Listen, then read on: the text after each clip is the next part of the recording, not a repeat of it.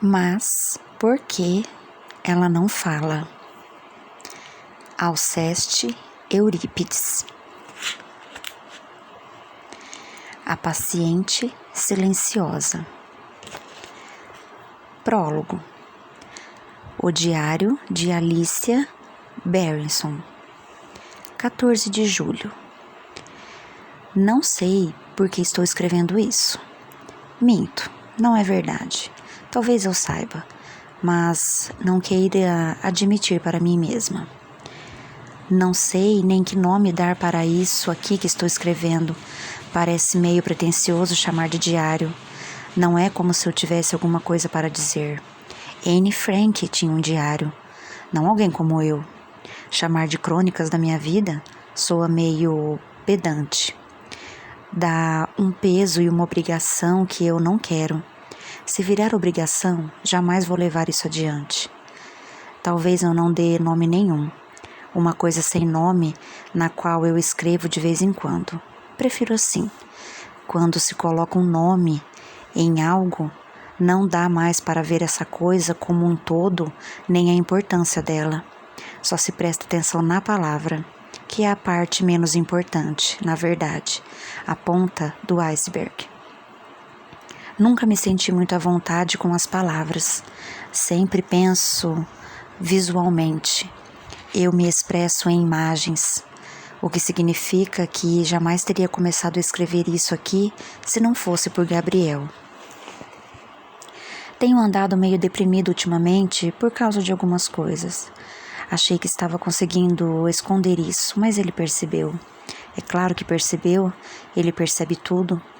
Gabriel perguntou como estava indo a pintura e eu respondi que não estava indo. Ele trouxe uma taça de vinho para mim e eu me sentei à mesa da cozinha enquanto ele cozinhava. Gosto de observar Gabriel em ação na cozinha. Ele é um cozinheiro gracioso, elegante, ágil, organizado. Diferente de mim, tudo que eu consigo fazer é uma enorme bagunça. Conversa comigo, ele pediu. Eu não tenho nada para dizer. Às vezes é como se eu me perdesse nos meus próprios pensamentos, como se eu estivesse nadando na lama. Por que você não tenta fazer anotações? Registrar as coisas pode ajudar. Pode ser, vou tentar. Mas não deixa isso ficar só no plano das ideias, querida. Coloque em prática. Vou colocar sim. Ele ficava me cobrando, mas eu não fazia nada, até que alguns dias depois ele me deu de presente esse caderninho de anotações, com capa de couro preta e folhas brancas, sem pauta e grossas. Passei a mão na primeira página, sentindo sua maciez, e então apontei o lápis e comecei. Ele tinha razão, é claro. Eu já estava me sentindo melhor. Anotar essas coisas é uma espécie de libertação, uma válvula de escape, um espaço para me expressar. Acho que é mais ou menos como terapia. Gabriel não disse nada, mas dá para perceber que ele está preocupado comigo. E para ser sincera, é bom que eu seja mesmo. O verdadeiro motivo de eu ter concordado em escrever esse diário para tranquilizá-lo. Mostrar que estou bem. Não suporto a ideia de ver Gabriel preocupado comigo.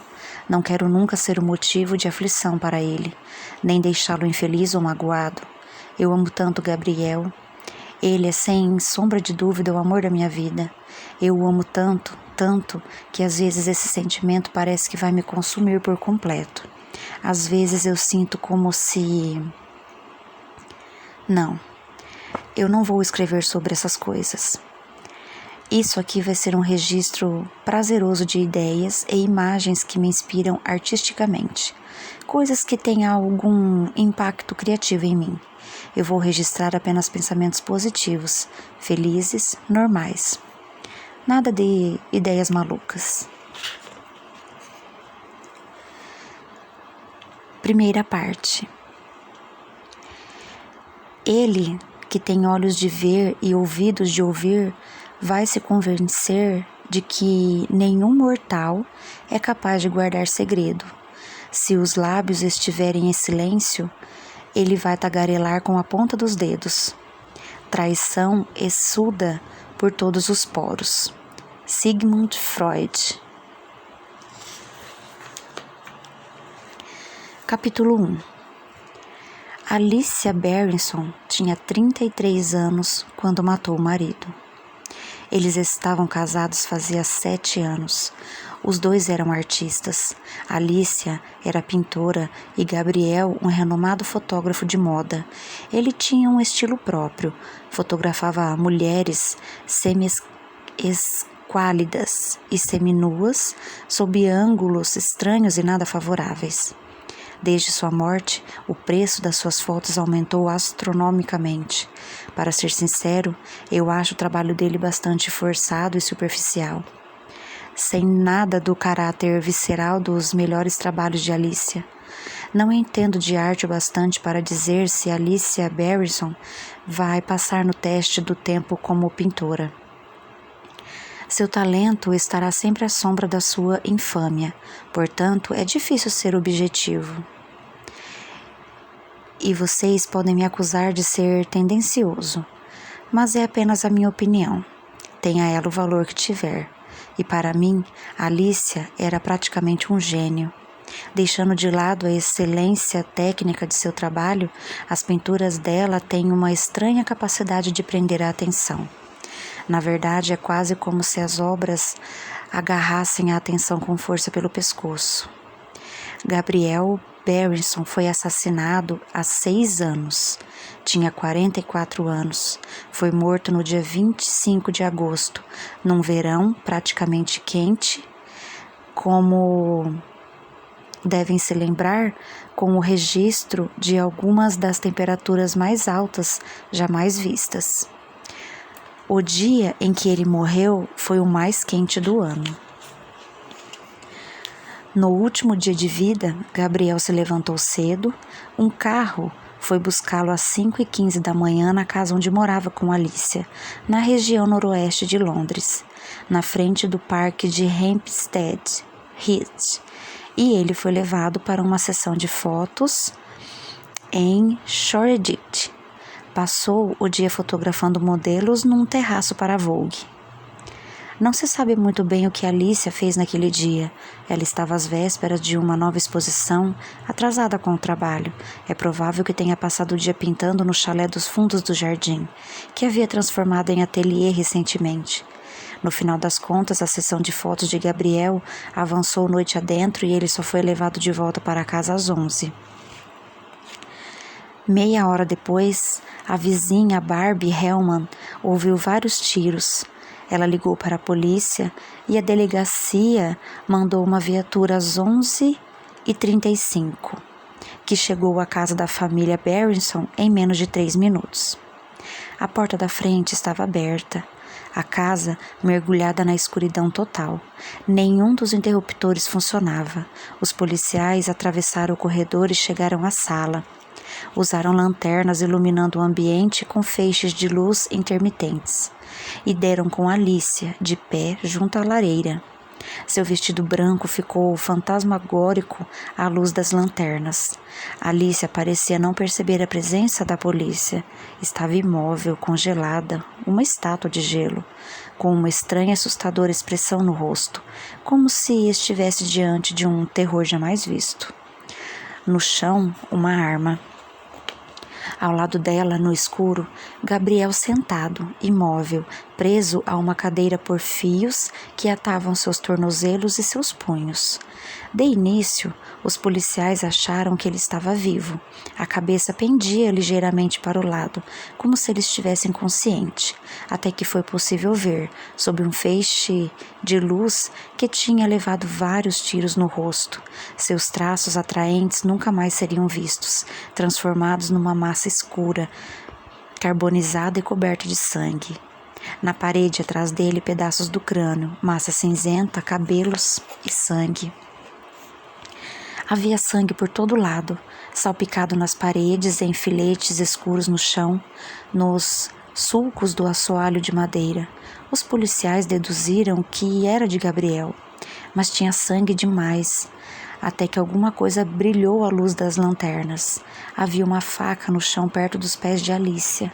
Outro feixe de luz revelou sangue em seu vestido. Um dos oficiais pegou seus braços e os levantou na luz. Havia cortes profundos nas veias dos punhos, cortes recentes, sangrando muito. Alicia resistiu às tentativas de salvar sua vida. Foram necessários 3 policiais para contê-la. Ela foi levada para o Royal Free Hospital, a poucos minutos de distância. Desmaiou no caminho, tinha perdido muito sangue, mas sobreviveu. No dia seguinte, estava deitada numa cama de um quarto particular do hospital. Fora interrogada pela polícia na presença do advogado. Mas Alicia se manteve em silêncio o tempo todo. Os lábios pálidos, volta e meia tremiam, mas sem chegar a palavras nenhuma, sem emitir nenhum som. Ela não respondeu a nenhuma pergunta, não era capaz de falar, não queria. Nem disse absolutamente nada ao ser acusada do assassinato de Gabriel. Continuou em silêncio ao ser detida, recusando-se a negar qualquer culpa ou confessá-la. Alicia nunca mais voltou a falar. Seu silêncio inabalável transformou essa tragédia doméstica banal em algo muito maior, um mistério, um enigma que tomou conta das manchetes e ocupou durante meses a imaginação do público. Mesmo em silêncio, Alicia não deixou de se expressar. Uma pintura. Começou-a depois de sair do hospital para aguardar o julgamento em prisão domiciliar. De acordo com a enfermeira psiquiátrica designada pelo tribunal, Alicia mal comia ou dormia. Ela praticamente se limitava a pintar. Em geral, Alicia se preparava durante semanas ou até meses antes de começar um novo quadro, fazendo intermináveis esboços, dispondo e reformulando a composição, experimentando com cores e formas, uma longa gestação seguida de um demorado parto, conforme cada pincelada era aplicada com infinita meticulosidade. Agora, entretanto, ela havia alterado drasticamente seu processo criativo e concluiu essa pintura poucos dias após o assassinato do marido. E para muita gente, isso já seria suficiente para condená-la. Voltar ao ateliê tão pouco tempo depois da morte de Gabriel demonstrava uma extraordinária insensibilidade, a monstruosa ausência de remorso de uma assassina fria. Talvez, mas não se deve esquecer que, embora Alicia possa de fato ser uma assassina, ela também era uma artista, e fez total sentido, pelo menos para mim, que se utilizasse de tintas e pincéis para expressar numa tela suas complexas emoções. Não é de surpreender que, para variar, a inspiração lhe viesse com tamanha facilidade, se é que o sofrimento pode ser considerado fácil. A pintura era um autorretrato, e ela lhe deu um título no canto inferior esquerdo da tela, em letras azuis claras, do alfabeto grego. Uma palavra: Alceste. Capítulo 2. Alceste é a heroína de um mito grego, uma história de amor das mais tristes. Alceste decide sacrificar a própria vida pelo marido. Admeto, morrendo em seu lugar quando ninguém mais o fez. Um mito perturbador de autossacrifício, embora não fosse claro como isso estaria relacionado ao caso de Alicia. O verdadeiro significado da alusão me escapou por algum tempo, até que um dia a verdade veio à tona. Mas não quero me adiantar. Estou me precipitando. Tenho que começar do começo e deixar que os acontecimentos falem por si mesmos. Não devo enfeitá-los, distorcê-los nem contar mentiras. Vou avançar passo a passo, lenta e cautelosamente. Mas por onde começar? Eu preciso me apresentar, mas talvez ainda não seja o momento certo. Afinal, não sou o herói dessa história. Essa é a história de Alicia e, portanto, preciso começar por ela e por Alceste. A pintura é um autorretrato, mostrando Alicia em seu ateliê nos dias subsequentes ao assassinato, de pé diante de uma tela num cavalete, segurando um pincel. Ela está nua, Seu corpo é entregue sem que se poupe nenhum detalhe. Longos fios de cabelo ruivo se estendendo além dos ombros ossudos, as veias azuladas visíveis por baixo da pele translúcida, feridas recentes nos 2 punhos. Ela segura o pincel entre os dedos. Dele pinga tinta vermelha, ou seria sangue. Ela é retratada no ato de pintar, mas a tela está vazia, assim como sua expressão. Com a cabeça virada de lado, ela olha diretamente para nós. Boca aberta, lábios afastados, muda. Durante o julgamento, Jim Felix Martin, gerente da pequena galeria do Soho que representava Alicia, tomou a polêmica decisão, criticada por muitos como sensacionalistas e macabra, de exibir Alceste. O fato de a artista estar naquele momento respondendo pela morte do marido no banco dos réus fez com que pela primeira vez na longa história da galeria, filas se formassem à entrada. Entrei na fila com os outros ansiosos apreciadores de arte, esperando minha vez à luz neon vermelha da sexy shop ao lado. E um por um nós entrávamos.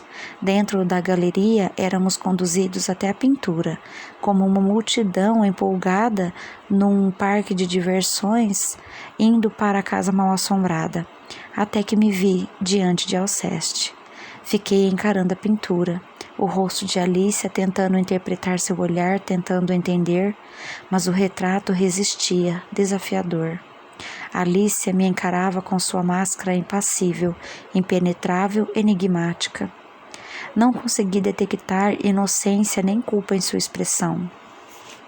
Mas houve quem achasse a leitura mais fácil. Maldade pura, sussurrou a mulher atrás de mim. Né? Concordou sua companhia. Piranha com sangue frio. Um tanto injusto, pensei, considerando que a culpa de Alicia ainda não havia sido provada. Mas, na verdade, a conclusão era inevitável. Desde o início, os tabloides venderam a ideia de que ela era uma vilã, uma mulher fatal, uma viúva negra, um monstro. Tal como se apresentavam os fatos eram simples. Alicia foi encontrada sozinha com o corpo de Gabriel. Na arma havia apenas suas impressões digitais. Não restava a menor dúvida de que ela matara Gabriel. Já o porquê continuava um mistério. O crime era debatido na mídia e surgiam diferentes teorias nos jornais, no rádio, nos talk shows matinais da televisão. Especialistas eram convidados a explicar, condenar, justificar os atos de Alicia. Ela devia ser vítima de violência doméstica, sem dúvida, e suportou até seu limite antes de explodir. Outra teoria era de que se tratava de um jogo sexual que deu errado. Afinal, o marido não tinha sido encontrado amarrado? Alguns suspeitavam de que Alicia tenha sido levada ao assassinato pelo bom e velho ciúme, provavelmente outra mulher. No julgamento, entretanto, Gabriel foi descrito pelo irmão como um marido dedicado, profundamente apaixonado pela companheira. Bem, e questões relacionadas a dinheiro. Alicia não tinha muito a ganhar com a morte dele. Era ela quem tinha dinheiro, herdado do pai. E assim corriam soltas as especulações, sem respostas, apenas mais perguntas sobre os motivos de Alicia e seu posterior silêncio. Por que ela se recusa a falar? O que isso significava? Estava escondendo alguma coisa? Protegendo alguém? Nesse caso, quem? E por quê? Na época, me lembro de pensar que, enquanto todo mundo falava, escrevia, discutia sobre Alicia, bem no cerne de toda essa barulhenta e frenética agitação, havia um vazio, um silêncio, uma esfinge. No julgamento, o juiz não viu com bons olhos a persistente recusa de Alicia de se manifestar. Quem é inocente, frisava o meritíssimo juiz Alverstone, costuma proclamar a própria inocência em alto e bom som e o tempo todo. Alicia não só permanecia em silêncio, como não demonstrava o menor sinal de remorso. Não chorou uma vez sequer durante o julgamento. fato bastante explorado pela imprensa, mantendo a expressão fria e inalterada, congelada. A defesa não tinha escolha senão alegar inimputabilidade. Alicia tinha um longo histórico de transtornos mentais, afirmava-se remontado à infância.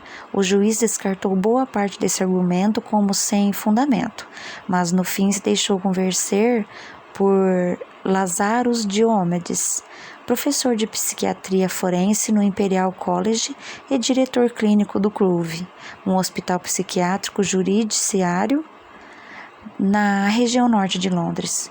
O professor Diomedes sustentou a alegação de que a própria recusa de falar demonstrava o profundo desequilíbrio psicológico de Alicia, o que devia ser levado em conta na determinação da sentença. O que era, na verdade, um eufemismo para algo que os psiquiatras não gostam de afirmar diretamente. O que Diomedes queria dizer era que Alicia estava louca. Era a única explicação que fazia algum sentido. Por que outro motivo ela iria amarrar o homem amado a uma cadeira e atirar no rosto dele? Para depois não manifestar nenhum remorso, não dar explicações, nem sequer falar, ela só pode estar louca. Alicia tinha que estar louca. No fim, o meritíssimo juiz Alverstone aceitou a alegação de inimputabilidade e recomendou que o júri a levasse em consideração. Alicia seria em seguida internada no Groove, sob a supervisão do mesmo professor, cujo depoimento influenciara tanto a decisão do juiz. Se Alicia não estava louca, isto é, se o seu silêncio não passava de fingimento, uma encenação para enganar os membros do júri, então seu plano tinha dado certo. Ela escapou de uma longa sentença de prisão e, caso se recuperasse por completo, poderia ser libertada em poucos anos. Então já estaria na hora de começar a fingir essa recuperação? Pronunciar umas palavras aqui e ali e depois um pouco mais, começar aos poucos a expressar alguma forma de remorso? Mas não. Semana após semana, mês após mês, então os anos se passaram e Alicia continuava muda. Apenas silêncio. E assim, sem dispor de mais nenhuma revelação, a mídia decepcionada acabou perdendo interesse em Alicia. Ela se tornou mais uma dentre esses assassinos de fama passageira, rostos de que nos lembramos, mas cujos nomes esquecemos. Nem todos nós. Certas pessoas, entre elas eu mesmo, continuaram fascinados pelo mistério de Alicia e seu persistente silêncio. Como terapeuta, me parecia evidente que ela havia sofrido algum trauma grave em relação à morte de Gabriel. E o silêncio era uma expressão desse trauma. Incapaz de enfrentar o que tinha feito, Alicia emperrou e ficou imobilizada, como um carro com defeito. Eu queria contribuir para fazê-la dar a partida novamente, ajudar Alicia a contar a sua história, se curar e ficar bem. Queria consertá-la.